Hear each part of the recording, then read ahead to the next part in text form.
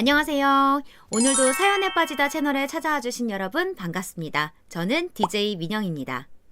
오늘 사연 정말 감동적인 사연인데요. 오늘 사연은 또 어떤 내용일지 같이 읽어볼까요?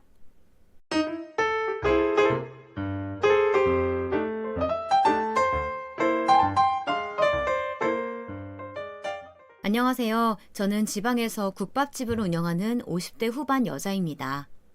직원들하고 일하면서 유튜브로 사연 듣는 게 우리 취미인데요. 이렇게 제 사연도 제보할 수 있어 기분이 좋아요. 얼마 전에 저에게 일어났던 일인데 그냥 저만 알고 있기에는 너무 아깝기도 하고 제 인생도 돌아보는 기회가 될 것 같아 용기 내어 제보하게 되었습니다. 다들 제 나이대 분들은 그러실 텐데 가슴속에 사연 하나씩은 가지고 살잖아요. 특히 한국에서 중년 세대는 많은 변화가 있던 세대라 얘기해보면 눈물 없이는 들을 수 없는 얘기가 많아요. 저도 그런 사연에서 절대 빠질 수 없는데요. 저는 태어나자마자 친부모에게 버려져서 친부모의 얼굴도 모르고 살았습니다. 물론 지금도 저를 낳은 부모는 얼굴을 모르고 궁금하지도 않습니다. 연락할 방법도 없지만 있어도 저는 절대 먼저 연락하지 않았을 거예요. 그립지도 않고 원망하지도 않고 진짜 아무 생각이 없어요. 저를 성인 때까지 맡아주셨던 보육원 원장님 말에 의하면 친엄마는 태어난 지 3일 정도 지난 저를 보육원 앞에 버리고 갔다고 해요. 유독 심하게 추웠던 겨울이었다는데 저는 대충 담요에 둘려져서 눈앞에 버려져 있었대요. 처음에 원장님은 제가 죽은 줄 알고 놀라서 안으로 데려갔는데 다행히 기적적으로 살았다고 합니다. 그렇게 저는 태어난 날도 정확히 모르고 친부모의 이름도 얼굴도 모른 채 보육원에서 자라게 되었는데요. 제가 있었던 보육원은 큰 곳은 아니었고 좀 작은 규모였어요. 저를 밖에서 주워오셨던 원장님은 매우 좋으셨던 분인데 병으로 돌아가셨고 그 이후에 온 새로운 원장은 매우 못된 사람이었습니다. 아이들이 자기 마음에 들지 않는 행동을 하게 되면 내보낸다고 협박하고 욕을 하는 경우도 부지기수였어요. 여자아이들보다 남자아이들을 훨씬 좋아해서 똑같은 행동을 해도 여자아이들만 혼내시던 분이었어요. 원래 성격 자체가 내성적이고 조용하던 저는 눈에 띄지 않아서 다행히 원장님은 저를 많이 괴롭히지 않았습니다. 저는 어렸을 때부터 부모가 없다는 소리를 너무 많이 들어서 학교에서 애들이 저에게 부모가 없다고 놀려도 아무 타격이 없었어요. 오히려 어쩌라는 거지? 라는 생각이 들 정도였습니다. 저는 소심하고 먼저 다가가는 게 어색해서 교우 관계가 원만하진 않았어요. 친구도 많이 없었고요. 아니, 아예 없었다고 하는 게 맞는 것 같아요. 그래서 시간이 많았는데 가족도 없으니 놀 사람도 없고 그렇다고 보육원에 들어가기는 싫으니 결국 제가 선택하게 된 것은 도서관에 가서 공부하거나 책을 보는 거였어요. 초등학교 때부터 저는 그렇게 학교 후에 학교 도서관에 가서 혼자 조용히 공부를 한 덕분에 학창시절 내내 1등을 놓치지 않았습니다. 부모가 없는데 공부를 잘해서 저 말고 공부 잘하던 친구들의 부모들은 제가 마음에 들지 않았는지 시샘도 매우 많았어요. 중학교 때는 제가 너무 조용한데 공부를 잘하니까 친구들에게 따돌림을 당하기도 했답니다. 선생님들은 제가 기특하다고 예뻐하셨는데 그게 그렇게 보기 싫었나 봐요. 저는 그런데 그러거나 말거나 어차피 없는 친구들이 다가오지 않는다고 화가 나거나 슬프지는 않았어요. 오히려 같이 놀자고 방해하는 사람이 없으니 태연하게 행동했는데 그게 그 친구들을 더 자극했던 것 같습니다. 그래서 중학교 때는 내내 심하게 따돌림을 당했어요. 나중에 담임 선생님이 저보고 괜찮냐고 물으실 정도로 심하게 당했는데 저는 애초에 기대가 없었기 때문에 괜찮았습니다. 그렇게 고등학교에 진학하게 되었는데 고등학교는 그 당시 비평준화라 공부를 잘해야 들어갈 수 있는 학교에 입학하게 되었어요. 그런데 저는 슬프게도 학비가 없어서 중간에 일반고로 전학을 가게 되었죠. 제가 보육원 출신이라 나라에서 지원금이 나오는데 그걸 원장님이 가로채서 저에게 줄 돈이 없다고 강제로 일반고로 전학시켰습니다. 처음에는 학교 선생님들이 제 사정이 너무 안타깝다며 돈을 모아주셨는데 그걸 계속할 수는 없으니 제가 먼저 일반고로 가겠다고 했습니다. 다행히 명문 고등학교보다 일반 고등학교는 학비가 싸서 여기라도 다닐 수 있는 게 어디냐 생각했어요. 그리고 제가 공부를 잘하니까 장학금 제도도 잘 되어 있어 그걸 받으며 다녔습니다. 명문고는 다들 공부를 잘해서 제가 장학금을 받을 수가 없었는데 일반고는 상대적으로 받기가 쉬웠어요. 덕분에 원래 그 학교에서 공부를 잘하던 친구들의 시기를 받아 고등학교도 다니기 힘들겠지 생각했는데 다행히 애들이 조금 컸다고 저를 중학교 때처럼 심하게 따돌림시키진 않더라고요. 견제하기는 했지만 중학교 때 하도 왕따를 심하게 당해서 그런가 고등학교 때는 면역이 되어 괜찮았습니다. 제가 공부를 잘하니까 선생님들도 저를 예뻐해 주셨고 또 같은 학생들 중에도 저한테 모르면 물어보는 학생들이 많아서 제가 그걸 알려주고 같이 공부도 하고 하면서 교우 관계도 많이 좋아졌어요. 그 당시 보육원에 가면 다 동생들 뿐이라 제가 모든 것을 하나부터 열까지 다 해줘야 해서 부담스러웠는데 학교에 있으면 그래도 또래들이니까 마음이 훨씬 편해졌어요. 그래서 일부러 더 학교에 있기도 했습니다. 명문 고등학교는 학생들이 대부분 다 집에서 과외를 시켰기 때문에 저도 따라가기 힘들었는데요. 일반고는 상대적으로 적응하기 쉬워서 높은 등수를 유지할 수 있었어요. 그리고 저는 아주 높았던 등수를 기록했으나 대학은 못 갔는데요. 그 당시에 저는 대학은 합격했지만 돈이 없어서 갈 수가 없었습니다. 장학금을 받고 낮은 학교에 가도 됐는데 저는 보육원에 살았기 때문에 대학이 문제가 아니라 생존이 문제였어요. 보육원에서는 성인이 되면 나가야 했는데 정착금이나 지원금 제도가 그때는 있는지 몰랐거든요. 설사 알았어도 보육원에서 다 가져갔을 거예요. 저는 그렇게 고등학교 마지막 등교 이후에 바로 일을 구했어요. 마침 그때는 또 고졸 사원들을 많이 뽑을 때라 어떤 대기업에서 공채로 뽑혀 들어가게 되었습니다. 제가 성적이 좋아서 학교에서 선생님들이 저를 예뻐하셨는데요.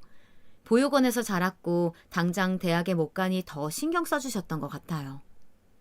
저를 위해 추천서도 써주시고 면접 전에도 계속 불러서 봐주셨습니다. 선생님들의 도움 덕분에 그렇게 저는 서울에 있는 어느 대기업에 들어갔는데 아무래도 어린 여자니까 회사에서 그다지 존중받으며 일하지는 못했습니다. 부서 사람들도 저를 무시했고 굉장히 차가운 모습에 사회생활이란 이런 거구나 뼈저리게 느낄 수 있었습니다. 그때 유일하게 저를 친절하게 대해주고 제가 막 헤매면 옆에서 도와주셨던 분이 있었는데요. 이름은 형철이었습니다. 형철 씨는 저를 되게 많이 챙겨주셨어요. 예를 들어 제가 일하느라 바빠서 밥을 못 챙겨 먹으면 주먹밥을 사주기도 하고 야근하면 옆에서 일도 다 끝났는데 같이 남아있기도 했습니다. 저는 그 당시에 월급을 받으면 죄다 월세와 생활비로 쓰기에도 바빠서 겉모습을 꾸미는 것에는 전혀 신경을 못 썼는데요. 저에게 목도리나 모자 같은 선물도 꽤 해주었어요. 그런 호의가 지속되니까 옆에서 사람들이 형철 씨가 저를 좋아하는 거라고 알려주었고 회사에 소문이 나자 형철 씨는 대놓고 저에게 더 직진하기 시작했습니다. 그래서 그렇게 형철 씨는 제 첫 남자친구가 되었어요. 누군가를 사귀는 것도 처음이고 연애라는 것도 모르던 저에게 형철 씨는 되게 어른 같았고 미지의 세계를 탐험하는 탐험가 같아 멋져 보였습니다. 그리고 사귀고 나서 아마 3달쯤 되었을 거예요. 그때 저도 모르게 제 입에서 제가 보육원 출신이고 고아라는 말이 나왔어요.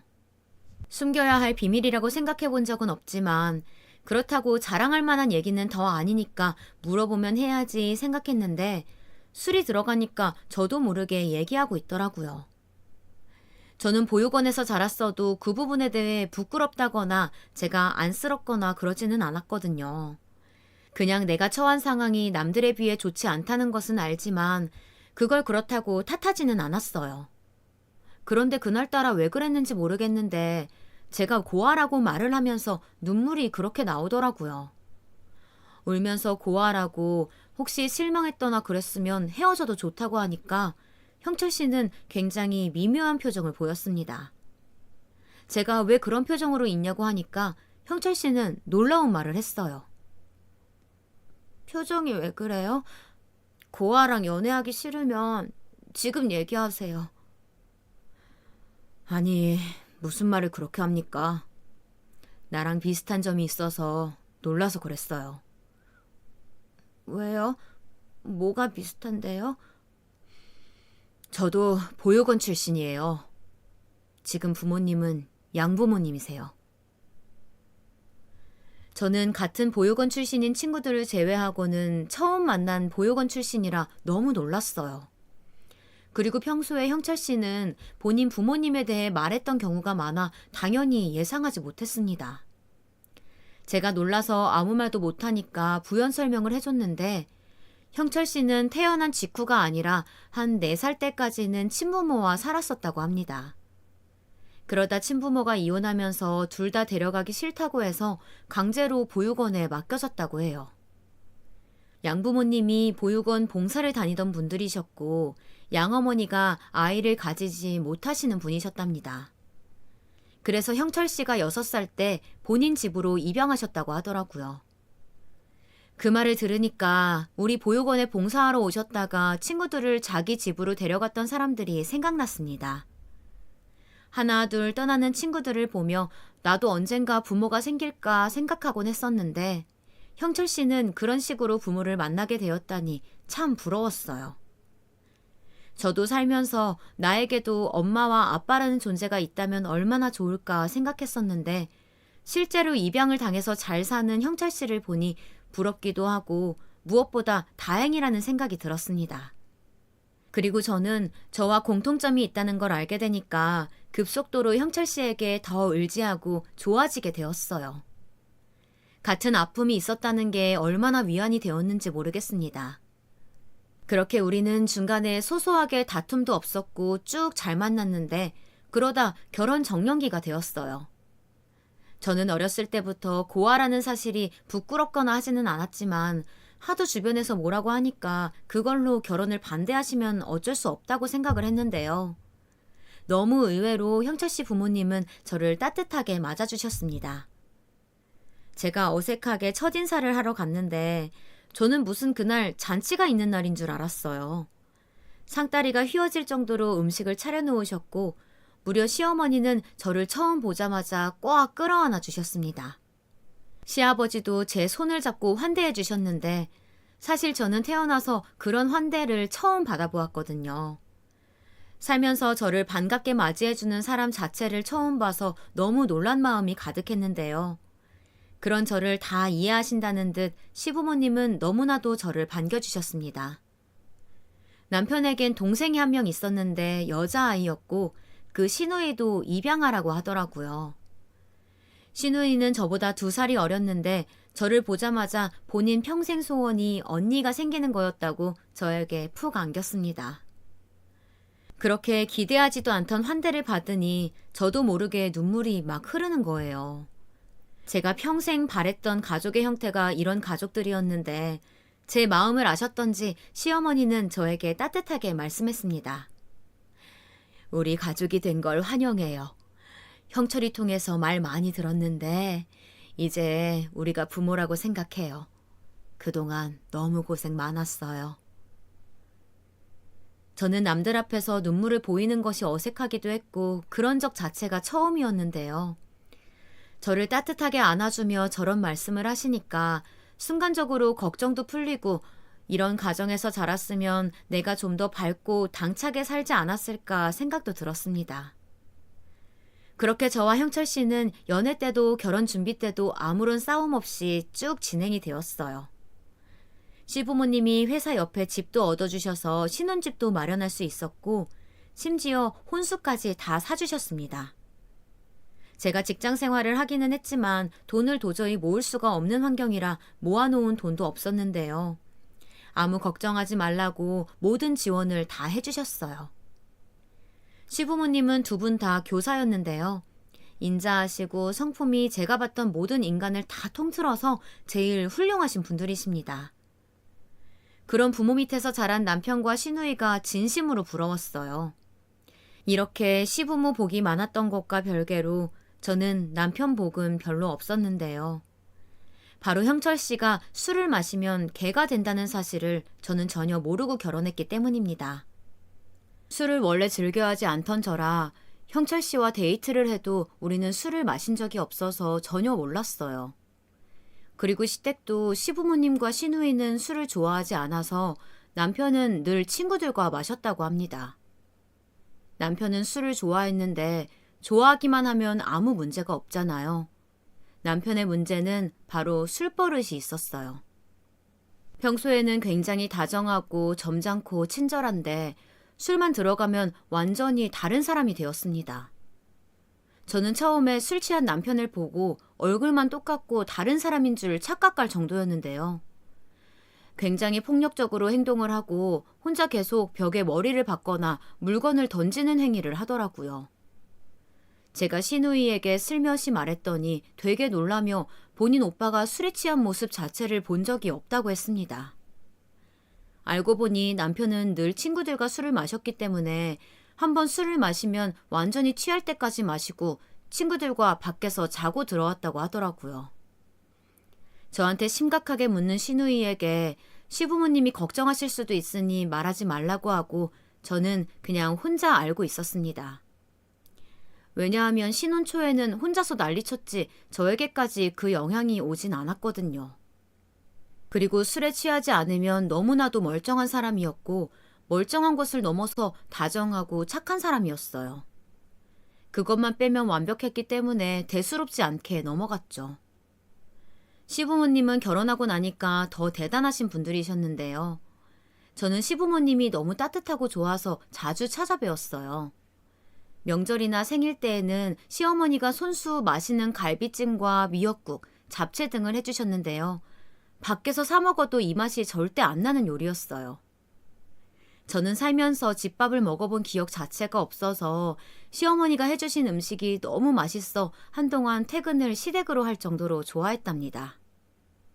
제가 잘 먹는 것을 보시더니 시어머니는 반찬도 싸주시고 천천히 꼭꼭 씹어 먹으라고 옆에서 생선 가시까지 발라주셨어요.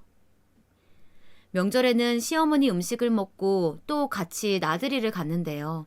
그게 얼마나 즐거운지 저는 명절이 다가오는 것을 달력에 표시하며 손꼽아 기다리기도 했습니다. 제가 돈을 모아서 시부모님과 시누이 생일 때 선물을 하면 반드시 배로 갚아주셨던 분들이세요. 살면서 나도 가족이란 걸 가질 수 있을까 생각했던 어린 시절을 보냈는데 그 질문에 대답이라도 해주는 듯 아주 따뜻한 부모님이 생긴 저는 너무 행복한 신혼을 보냈습니다. 그리고 저는 추운 한겨울에 보육원 앞에 버려졌다고 했었잖아요. 그래서 몸이 자주 아픈 편이었어요. 특정하게 병이 있던 것은 아닌데 잔병 치레가 매우 많았고 환절기엔 감기에 꼭 걸려 조금만 고생하면 온몸에서 열이 나고 그랬습니다. 특히 겨울에는 아무리 독감 주사를 맞아도 독감이 심하게 걸리곤 했는데요. 보육원에선 혼자 이불을 뒤집어 쓰고 끙끙 앓기만 했었어요. 혼자 독감을 이겨내는 게 저한테는 익숙하고 당연한 일이었는데 결혼하고 독감에 처음 걸린 날 시부모님과 시누이는 우리 신혼집에 찾아와서 약도 주고 죽도 끓여주셨습니다. 시어머니는 옆에서 종일 제 곁을 지키며 수건도 이마에 올려주고 응급실도 데려가 주셨어요. 저는 독감은 당연히 혼자 이겨내야 한다고 생각했는데요. 옆에서 그렇게 간호해주니까 평소라면 2, 3주를 끙끙 앓고 힘들어하던 게 4일 정도 지나니 말끔히 나아서 신기했습니다. 회사에서도 회사 언니들을 만나면 시댁 욕을 하기 바빴는데 저는 거기서 할 말이 없어서 가만히 있었더니 어느 날 어떤 언니가 저한테 우리 시댁은 어떠냐고 물어 사실대로 너무 좋다고 말했어요. 그랬더니 언니들은 저보고 너무 착하게 살아서 하늘이 감동해서 천사들을 보내준 거라고 말해주었습니다. 이렇게 좋으신 시부모님을 만난 것은 너무나도 큰 행운이었지만 인생에 행운만 있는 건 아니잖아요. 제가 몸이 안 좋아서 그런지 저는 도저히 아이가 생기지 않았어요. 부모 없이 컸기 때문에 저는 아이가 생기면 그 아이에게 진심으로 사랑만 주려고 생각하고 있었는데요. 아이가 결혼한 지 3년이 되어도 생기지가 않더라고요. 저보다 늦게 결혼한 회사 동기는 이미 아이를 낳아 돌잔치까지 했는데 저는 아이가 전혀 생기지 않아 스트레스를 심하게 받았습니다. 와중에 남편도 아이를 가지고 싶어 했는데 생기지 않으니까 술을 마시는 횟수가 점점 늘어나서 나중엔 일주일에 4-5번은 술을 마셨어요. 시댁에선 입에 술을 대지 않으니 시댁 식구들은 몰랐지만 저는 점점 폭력적으로 변하는 남편을 보며 얼마나 마음이 졸였는지 모르겠습니다. 심지어 남편의 술버릇은 날이 갈수록 심해져서 저에게 리모컨이나 베개를 던지기도 했어요. 이걸 시부모님에게 말할까 말까 고민했는데 말하면 이 화목하고 다정한 가정이 저 때문에 파탄날까봐 두려워 말하지 못했습니다. 제가 아이를 가지지 못해 스트레스가 심하니까 시부모님은 너무 급하게 생각하지 말라며 위로를 해주셨어요. 특히 시어머니 본인도 그 마음을 안다며 제 마음을 누구보다 더 공감해 주셨습니다. 그 사이에 시누이도 짝을 만나 결혼을 했는데 심지어 시누이는 결혼식을 올리기도 전에 아이가 생겨서 제 박탈감은 더 심해졌어요. 물론 시누이가 아이를 가졌다고 동네방네 떠들며 자랑하는 성격도 아니고 오히려 조심스럽게 저에게 말해주었는데요. 저는 앞에서는 축하했지만 집에 와서는 얼마나 울었는지 몰라요. 시누이가 미운 것은 절대 아니고요. 왜 남들은 그렇게 쉽게 가지는 아이를 나만 가지지 못하는 건지 의문이 컸던 것 같아요. 제가 그렇게 힘들어할 때 남편이 옆에서 제 마음을 알아주었으면 그래도 같이 견디며 의지했을 것 같은데요. 남편은 술도 술이지만 그 당시 도박에 빠지게 되었습니다. 남들은 결혼하면 정신 차린다는데 왜 내 남편은 결혼하고 반대로 저러는 건지 속상했어요. 남편과 저는 둘 다 대기업, 같은 회사에 다녀서 돈벌이가 다른 젊은 부부에 비해 좋은 편이었는데요. 그걸 믿고 그랬던 걸까요? 처음에는 용돈 수준이라 저도 귀엽고 웃겨서 가만히 있었는데 그게 커지고 커져서 나중엔 둘이 합친 월급보다 더 많은 돈을 날리기도 했습니다. 이러다 안 되겠다 싶어 시아버지를 찾아가 조심스럽게 얘기했는데 시아버지는 그걸 왜 지금 얘기하냐며 남편을 불러 호되게 혼을 내셨어요. 시아버지가 화내는 것을 그때 처음 보았는데요. 시아버지는 도박으로 생긴 빚을 다 갚아주셨고 남편에게 한 번 더 그러면 시부모님이 살던 집으로 들어와 같이 살라고 하셨습니다. 저는 그 말을 들으며 지금이라도 시부모님과 같이 살고 싶다고 생각을 했는데 남편은 자유로움이 좋았던 건지 시아버지가 그렇게 말하니까 한동안은 또 조용히 잘 지내더라고요. 그렇게 남편이 간간히 사고를 치고 그걸 수습을 하며 신혼생활이 지나갔고 그걸 보답이라도 해주듯 저한테 드디어 아기 천사가 찾아왔습니다. 처음에 병원에서 아기가 생겼다는 말을 듣고 저는 믿을 수가 없어 시부모님을 데려가 같이 봤는데요. 진짜 몇 번을 봐도 아기가 맞아서 얼마나 기뻤는지 몰라요. 남편하고도 그때 제일 사이가 좋았고 시부모님도 특히 시어머니가 너무나도 기뻐하시며 축하해 주셨습니다. 시누이도 저한테 연락 와서 언니 축하한다고 같이 육아하고 지내면 되겠다고 진심으로 기뻐해 주었어요. 제가 임신하자 시부모님은 저에게 원래도 잘해주셨지만 더욱 잘해주셨는데요. 특히 제가 시어머님 음식을 너무 좋아하는 것을 아니까 시어머니가 삼시세끼를 다 해주셨어요. 입덧이 너무 심해서 바깥 음식은 입에도 대지 못했는데 시어머니 음식은 임신 중에도 3공기는 먹을 정도로 입에 잘 맞았어요. 임신 중에 특히 과일을 너무 먹고 싶었는데 시아버지가 그걸 아시고 백화점에서 아주 비싼 과일을 사서 우리 집에 매주 사 오셨습니다. 제가 몸이 약하니까 시부모님은 그것도 걱정되셨는지 비싼 영양제도 사주시고 병원도 거금을 들여 제일 좋다는 산부인과로 직접 저를 데려다 주시고 데리러 오셨어요. 병원에서 유산할 수도 있으니 회사는 쉬는 게 좋다고 해서 저는 회사를 그만두었는데요. 그때는 온전히 제 신경 자체가 아이한테 가 있었기 때문에 그런 선택까지 하게 되었습니다. 대기업이었고 돈도 많이 주었던 직장이라 그만두기 아쉽지 않냐는 질문도 많이 들었는데요. 저는 그 당시에 전혀 아쉽지 않았고 오히려 회사를 그만두고 아이를 온전하게 건강히 출산할 수만 있다면 2번, 3번도 그만둘 수 있었어요. 그렇게 기다리고 기다려서 드디어 출산하게 되었는데 우리 아이는 공주님이었습니다. 자연분만으로 낳았는데 시부모님은 제 몸이 걱정된다고 제왕절개를 권유하셨지만 제가 고집해서 자연분만으로 낳게 되었어요. 아이를 낳으러 병원에 갔더니 이미 시부모님이 기다리고 계셨고 분만실에는 남편만 들어왔는데 낳고 나서 바로 시부모님은 아이보다 저를 먼저 챙기셨습니다. 아가, 고생 많았다. 아이고, 진짜 아이를 낳는다는 게 얼마나 힘든 일인데 너무 수고했어. 심지어 시어머니는 제 손을 꼭 잡고 우셨는데 제가 어머니 울지 마시라고 하니까 저에게 대단하다며 머리를 한동안 쓰다듬어 주셨어요. 신우의 아이도 딸이어서 신우는 너무 좋다고 하며 저에게 온갖 아기 물품을 물려주었는데 얼마나 고마웠는지 모르겠습니다. 산후조리는 시댁에서 하게 되었는데요. 시어머니가 하나부터 10까지 다 해주셨어요. 제가 가만히 있는 게 더 어색해서 빨래나 청소라도 하려고 하면 뛰어와서 저를 말리시고 아이가 울면 본인이 먼저 가서 달래고 음식도 제가 좋아하는 갈비찜을 매일 해주셨습니다. 매일 먹으면 질리지 않냐고 하셨는데 전혀 질리지도 않았고 오히려 먹을수록 맛있다는 생각만 들었어요. 남편은 회사에 다녀야 하니까 혼자 신혼집에서 다녔는데 그래도 퇴근하고 저를 보러 왔어요. 확실히 시부모님 앞에서는 전혀 도박이나 술 취한 모습을 보이지 않더라고요. 그런 모습을 보며 차라리 시부모님과 합가해서 살고 싶은 마음이 들어 남편에게 물어봤는데 본인은 싫다고 하니 어쩔 도리가 없었습니다. 남들은 남편과 사이는 좋아도 시댁과의 사이가 안 좋아 이혼하고 갈등이 생긴다던데 저는 반대로 시댁이 너무 좋아서 남편과 갈등이 있어도 꾹 참았죠. 남편의 도박과 폭력적인 성향은 저만 알고 있었고 진짜 저만 참으면 되는 일이었거든요. 가족들이 다 모이면 따뜻하고 즐거운 분위기라 그걸 깨고 싶지 않았습니다.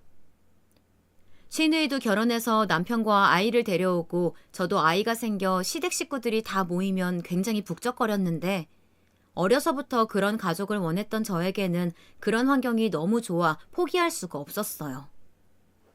그래서 신우가 저에게 슬며시 요즘 오빠 괜찮냐고 물었을 때도 저는 아이가 생기니까 정신 차린 것 같다고 대답할 수밖에 없었습니다.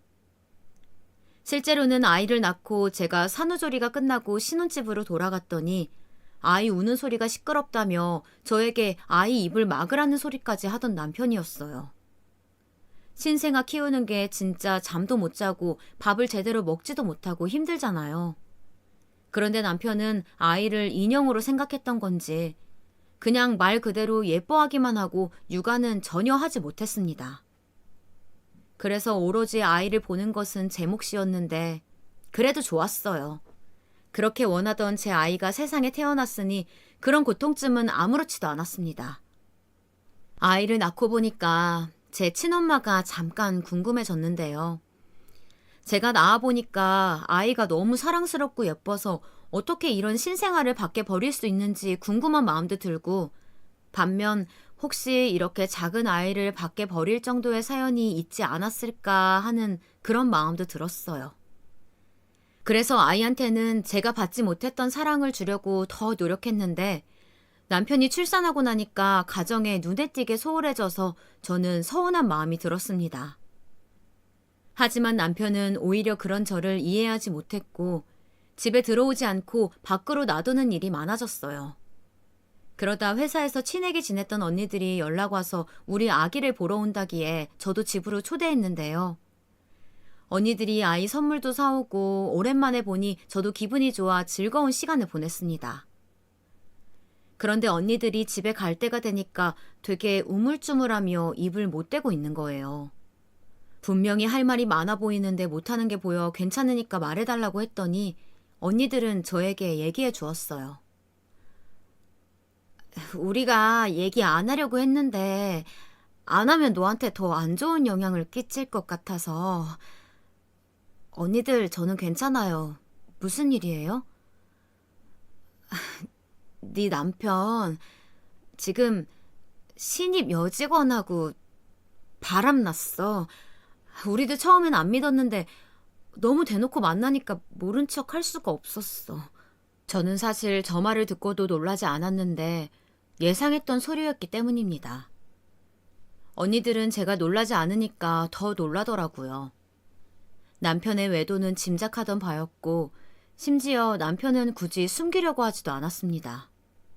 여자 향수 냄새가 났고 립스틱까지 와이셔츠에 묻혀온 남편이라 의심할 수밖에 없었죠. 누가 봐도 다른 여자를 만나는 것처럼 겉모습을 꾸미기도 했어요. 눈치채라고 광고하는 수준이었습니다.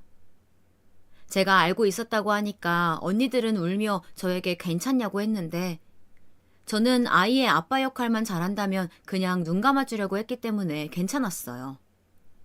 그 정도로 아이에게 가족에 대한 행복을 주고 싶은 마음이 컸습니다. 그래도 이렇게 회사 언니들이 말할 정도면 밖에서 처신을 잘하라고 그날 밤에 남편에게 말했는데요. 남편은 그날도 술을 마시고 들어왔어요. 제가 회사 사람들이 말할 정도면 제발 아닌 척이라도 하라고 했더니 남편은 뭐가 그렇게 화가 난 건지 저에게 소리를 지르고 물건을 던졌습니다.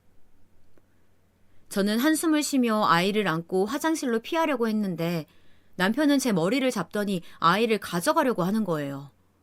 그래서 필사적으로 아이를 뺏고 남편의 뺨을 때렸더니 본인도 저를 때리더라고요. 그 뒤로는 남편과 난투극이 이어졌고 술에서 깨면 남편은 자기가 다 잘못했다며 엉엉 울며 빌었습니다. 바람도 오해라고 너무 억울해하길래 한 번만 참아야지 생각하며 넘겼는데 남편이 술 취하고 주정 부리는 것은 날이 갈수록 심해졌어요. 저도 도저히 참을 수가 없는 지경에 이르렀는데 이혼하게 되면 시부모님을 못 보니까 그게 너무 한스러웠습니다. 시부모님은 남편의 행패를 전혀 모르고 계셨고 여전히 저한테 천사처럼 대해주셨기 때문에 다시는 두 분을 못 볼까봐 그게 그렇게 두렵더라고요. 아이한테도 시부모님은 지극정성으로 대해주셔서 아이가 커가며 남편보다 시부모님을 더 좋아할 정도였어요. 남편의 손찌검은 한동안 멈췄었는데 그 사이에 저에게 인생에서 제일 큰 불행이 찾아왔습니다. 바로 시어머니가 교통사고로 돌아가신 거예요.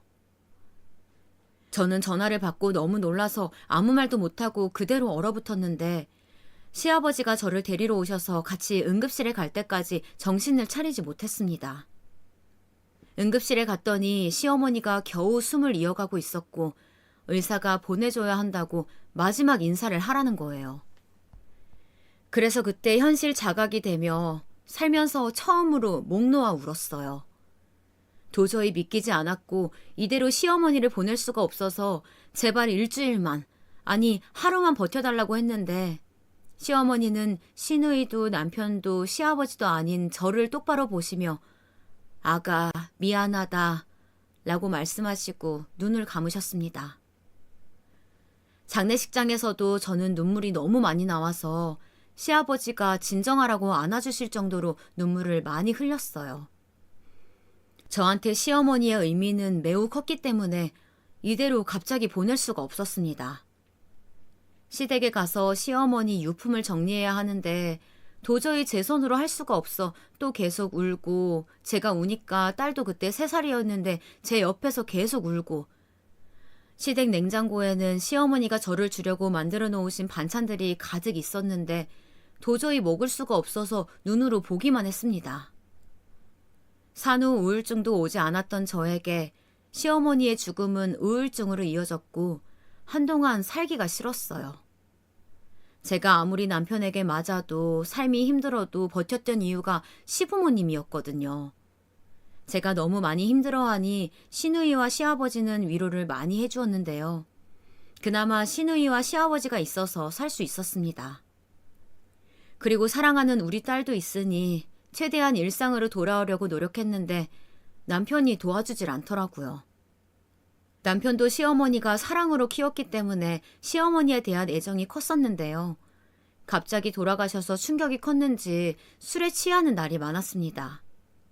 엄마가 보고 싶다고 엉엉 우는데 그런 남편이 안쓰러워서 끌어안고 운 적도 많고 저도 시어머니가 그리워서 정신을 차리지 못했어요. 남편은 시어머니가 돌아가시고 나서 손찌검이 더 심해졌는데 저도 예전에는 맞으면 필사적으로 가리거나 안 맞으려고 도망 다니고 했었는데요. 이제는 삶의 의미를 몰라서 그냥 무방비로 맞고 시아버지를 보러 가곤 했습니다. 당연히 시아버지는 금방 눈치채시고 남편을 불러서 아무리 혼내고 말해봐도 남편의 술주정은 심해졌어요. 술만 깨면 다시 돌아와서 미안하다고 엉엉 울며 빌고 그런 상황이 반복되자 시아버지는 저희 부부를 본인 댁으로 불러 같이 살자고 했습니다. 저야 좋아서 들어가자고 했더니 남편은 끝까지 반대하더라고요. 남편의 손찌검은 날이 갈수록 심해졌고 우리 딸도 저에게 아빠 싫어라고 말할 정도였습니다. 아이에게 그런 말을 들으니까 제가 아이한테 주고 싶었던 행복한 가정은 이미 끝난 것 같아 더 우울했고 시간이 지날수록 더 무기력해졌어요. 그러던 어느 날 남편은 그날도 술을 마시러 가고 집에 혼자 아이와 있었는데 누가 문을 두드려서 나가봤더니 시아버지가 계셨습니다. 시아버지는 저에게 빨리 짐을 싸라고 재촉하셔서 제가 왜 그러냐고 물었더니 그저 빨리 짐을 싸라고 하시더라고요. 아가야, 다 잊어. 그리고 네 인생 살아. 영은이랑 가서 행복하게 살아. 영은이는 제 딸 이름인데 시아버지는 서류 하나를 내밀더니 빨리 도장을 찍으라고 해서 봤더니 이혼 서류였습니다. 알고 보니 남편이 술에 취한 사이 시아버지가 가서 도장을 받아냈고 받아내자마자 우리 집으로 달려오셔서 강제로 이혼을 시켜주셨어요. 그런데 저는 진짜 미친 소리라는 것은 알지만 그대로 집을 나가면 시누이와 시아버지마저 보지 못하고 사는 거니까 그게 너무 싫었어요. 그래서 짐을 싸지 않고 버티니까 시아버지는 제발 정신 차리고 영은이를 데리고 가서 행복하게 살라고, 우리는 나중에 따로 보면 된다고, 본인은 계속 그 집에 있을 거니 저보고 찾아오라고 하셨습니다. 결국 시아버지가 거의 제 짐을 싸주셨고 시아버지한테 안겨있던 아이를 저에게 주실 때에는 시아버지도 결국 눈물을 보이셨는데요. 영은이는 영문도 모르고 중간에서 엄마와 할아버지가 우니까 따라 울더라고요. 그날도 한겨울이었는데 저는 겨울에 뭐가 있는 건지 그렇게 시아버지와 또 한 번의 생이별을 하게 되었습니다.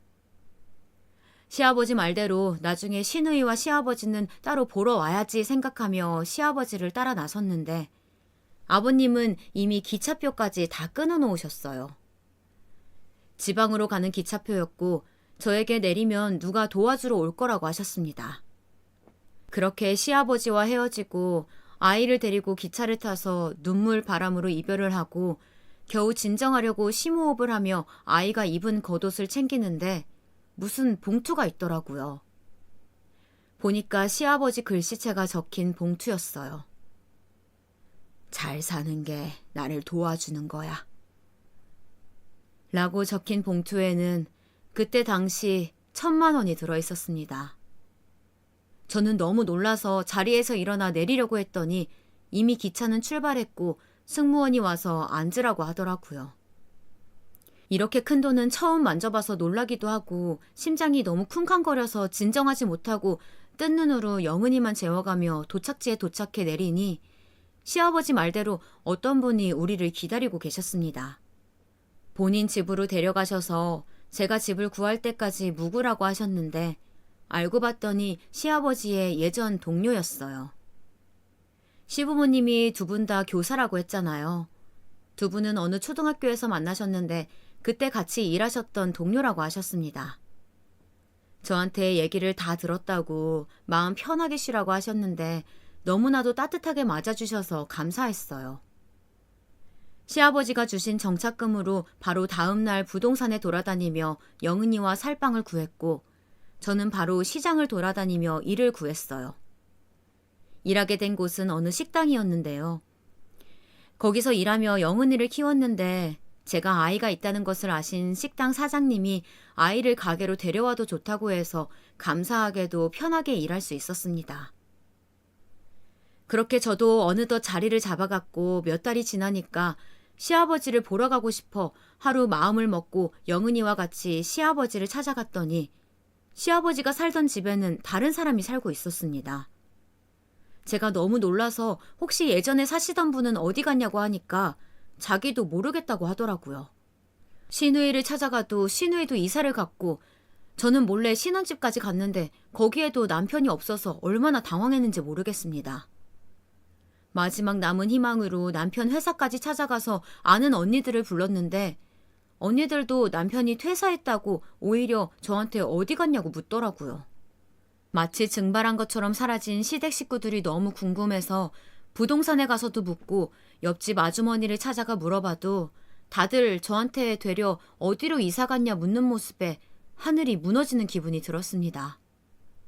남편은 다시 보고 싶은 마음이 전혀 없었지만 시아버지와 시누이는 제가 찾아가면 되니까 그걸 생각하며 버티고 살았는데 다시 한번 삶의 의미를 찾지 못하겠더라고요.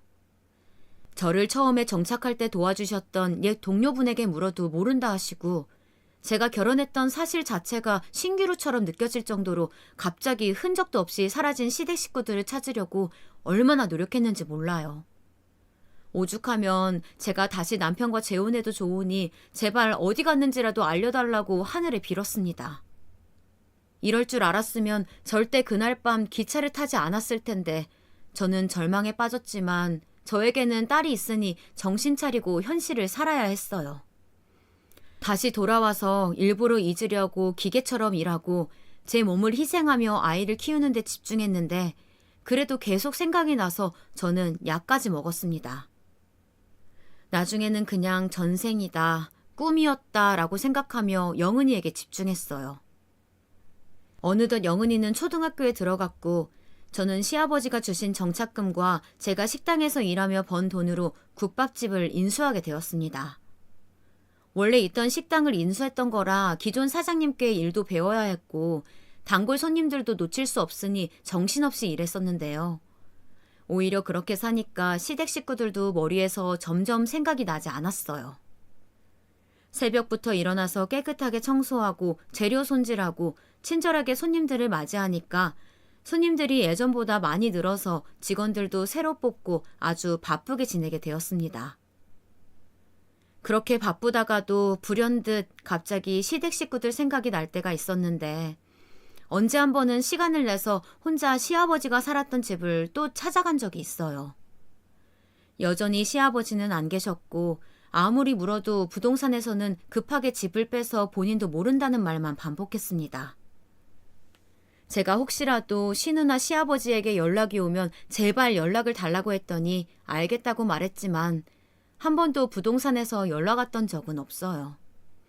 마지막 희망을 붙잡으려고 시아버지가 은퇴하시기 제일 마지막 학교까지 찾아갔지만 거기서도 모른다는 말만 들었습니다. 이렇게 갑자기 온 가족이 사라질 수 있나 싶어서 흥신소에도 문의해봤지만 돌아오는 말은 본인들도 일하면서 처음 볼 정도로 갑자기 사라졌다는 말만 했어요. 시누이 아이가 다니던 유치원까지 찾아가고 시누이 남편의 회사까지 찾아가도 찾을 수가 없었습니다. 영은이에게 혹시 할아버지와 고모가 기억나냐고 했더니 당연히 기억난다고 할아버지가 너무 보고 싶다고 하더라고요. 그렇게 저는 사라져버린 시댁 식구들을 그리워하며 홀로 영은이를 키웠는데 그러다 영은이가 중학교 때 국밥집 옆에 있던 과일가게 사장과 재혼하게 되었습니다. 그 사람은 초혼이었는데 저한테 끊임없이 구애해서 만나게 되었어요. 저는 이혼녀고 딸도 있는 거 잘 알지 않냐고 몇 번을 거절했지만 본인은 아무 상관없다며 둘만 좋으면 되는 거 아니냐고 하며 적극적으로 들이대었죠. 저는 당신은 괜찮아도 당신 부모님이 안 괜찮을 거라고 했더니 너무 놀랍게도 그 사람은 본인이 고아라고 괜찮다고 했습니다. 놀라서 물어보니 몇 년 전에 부모님이 돌아가셨다고 하더라고요. 저는 아직 시댁 식구들을 잊지 못했다고 하니까 전 남편은 그냥 결혼하자고 무논리로 들이대니 저도 당해낼 수가 없었습니다. 제가 마지막으로 영은이 핑계를 대며 거절했더니 언제 영은이와 사이가 좋아졌는지 오히려 영은이가 과일 삼촌이 본인 아빠가 되면 너무 좋을 것 같다고 저한테 말하더라고요. 사실 영은이는 할아버지와 고모는 너무 보고 싶지만 아빠는 절대 살면서 다시 보고 싶지 않다고 저한테 말했던 적이 있어요. 저는 그때 딸이 너무 어려서 당연히 기억하지 못하겠지 생각했는데 아빠가 맨날 엄마를 때렸다고 너무 싫다고 말했습니다. 그러면서 과일 삼촌은 잘생기고 다정하다고 자기 아빠가 되면 좋을 것 같다고 자기가 더 신나서 결혼하라고 부추기더라고요. 저도 적극적으로 저에게 들이대는 과일 가게 사장이 마음에 들었고 무엇보다 영은이 말처럼 다정했고 가장 중요했던 점으로 술을 입에도 대지 않는 모습에 재혼을 결심하게 되었습니다.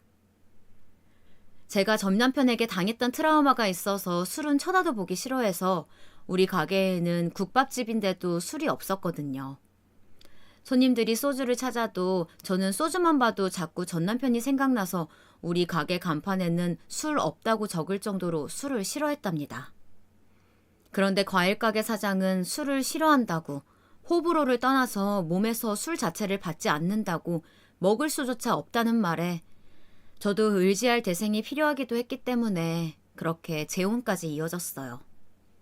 결혼을 결심하며 저는 저에게 그동안 있었던 일을 쭉 말해주었는데요. 새 남편은 본인이 들으며 울 정도로 저에게 공감해 주었고 저에게 시어머니가 묻힌 묘지에 같이 가자고 먼저 말을 꺼내주었습니다. 그렇게 남편과 같이 시어머니를 찾아가서 시아버지는 도대체 어디 있냐고 묻기도 하고 어머니 안부도 살피고 새로운 제 인연도 소개했어요.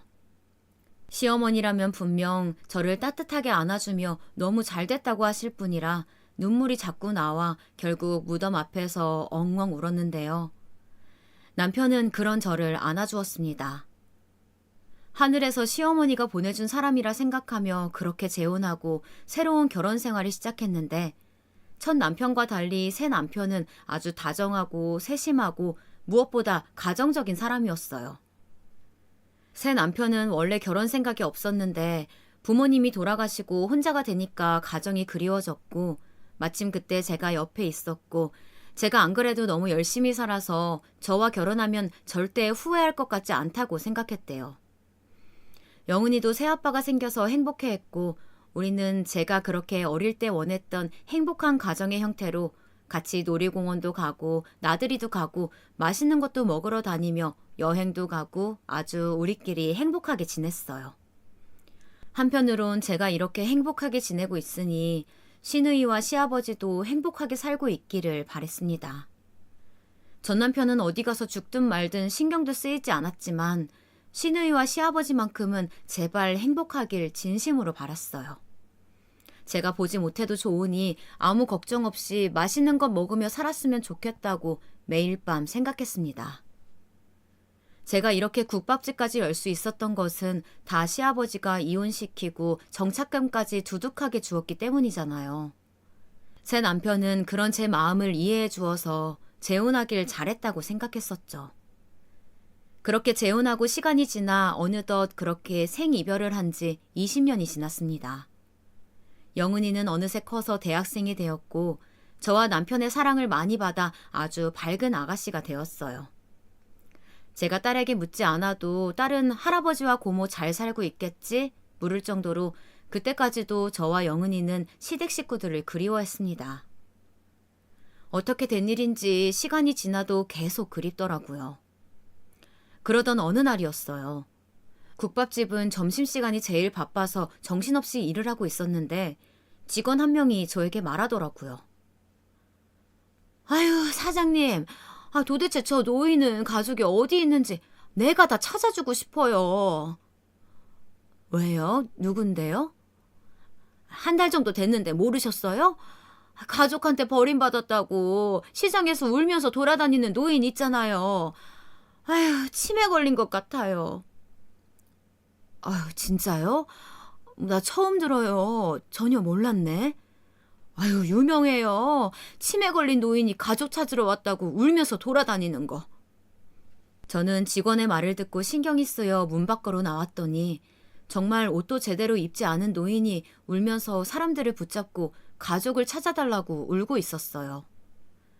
마음이 쓰여 가까이 다가갔고 어르신 하며 눈을 마주쳤는데 저는 그만 그 자리에서 주저앉게 되었습니다. 너무 놀라서 소리를 질러 가게에 있는 직원들이 무슨 일이 있냐고 나올 정도였는데 왜냐하면 그 치매 노인은 제가 그토록 찾아다닌 제 생명의 은인인 시아버지였기 때문입니다. 제가 몇 번을 찾아가고 흥신소에 의뢰해도 찾을 수 없었던 시아버지가 우리 가게 앞에 있다니 믿을 수가 없었어요. 너무 슬프게도 시아버지는 저를 한 번에 알아보지 못하셨고 가족에게 버림받았다고 우리 가족을 찾아달라며 우셨습니다. 제가 벌벌 떠니까 직원들이 시아버지를 멀리 내쫓으려 하기에 아니라 말하고 시아버지를 가게 안으로 데려와 국밥을 내어드렸어요. 허겁지겁 먹는 모습에 손에 얼굴을 묻고 울었습니다. 그리고 바로 영은이에게 전화해서 빨리 가게로 오라고 하고 옆 가게에 가서 시아버지를 찾았다고 하니 남편도 급하게 가게로 왔습니다. 그날 장사를 접고 시아버지를 살폈는데 머리도 자르지 못해 길어서 미용실에 가서 머리를 짧게 자르고 세수도 시키니까 영락없이 시아버지가 틀림없었어요. 영은이가 급하게 가게로 왔더니 본인 할아버지를 한눈에 알아보고 와라 끌어안더라고요.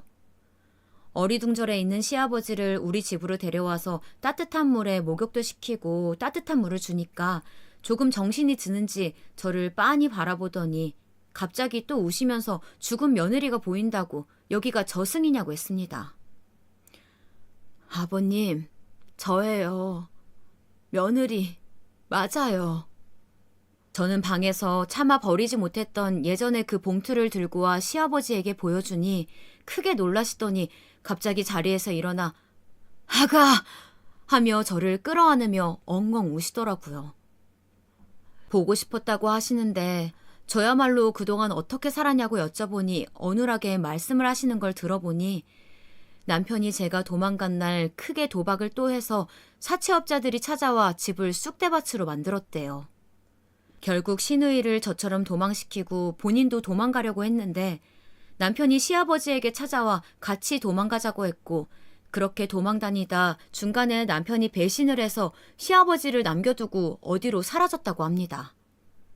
그걸 들으면서 전 남편에 대한 증오는 점점 더 커졌습니다. 시누이에 대한 행방을 물으니 얼마 전에 암에 걸려 죽었다고 하며 또 우셨어요. 그 얘기를 들으며 저도 결국 시누이는 볼 방법이 없어서 울었습니다. 여기는 어떻게 오셨냐고 하니까 치매에 걸려도 가끔 정신이 들 때가 있는데 그때 자꾸 제가 갔던 지역이 떠올라서 어떻게 하다 보니 여기까지 왔다고 하셨어요. 그렇게 말하고 지치셨는지 잠드셨고 다음 날엔 또 치매 증세를 보이셨습니다. 남편과 상의해서 시아버지를 우리 집에 모시기로 했는데요. 시아버지는 정신이 돌아오시면 자기가 민폐를 끼치는 거라고 나간다고 하십니다. 그러나 우리 가족들의 강력한 주장으로 현재도 같이 살고 있답니다. 치매 병원도 다니며 살고 있는데 확실히 예전보다 점점 나아지는 모습을 보이고 계세요. 완치는 불가능하지만 그래도 다른 사람은 몰라도 저는 기억하는 시아버지를 보며 저도 드디어 마음 편하게 살고 있답니다. 그리고 죽은 시누이의 무덤도 찾아가서 인사도 하고 시아버지를 모시고 시어머니 묘지에도 갔는데 그때 또 잠깐 정신이 돌아오셨는지 시아버지는 눈물을 흘리셨어요. 시아버지는 제가 가게에 가면 혼자 집에 남겨지시니까 제가 일부러 가게에 데리고 다니고 있는데요. 직원들도 치매 할아버지가 알고 봤더니 제 시아버지라고 하니 그렇게 애타게 찾던 가족이 사장님이었냐고 놀라워했습니다. 시아버지와 같이 있으니까 일이 힘들지도 않고 눈앞에 있으니 안심도 되고 좋더라고요.